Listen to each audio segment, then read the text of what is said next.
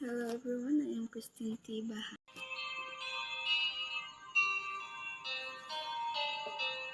Ang bayan kong Pilipinas,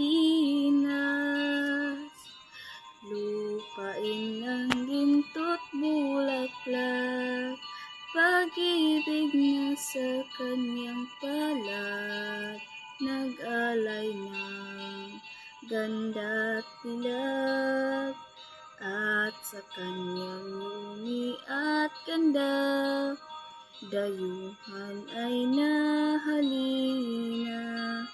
Bayan ko, tinihag ka, nasa laksa dusa.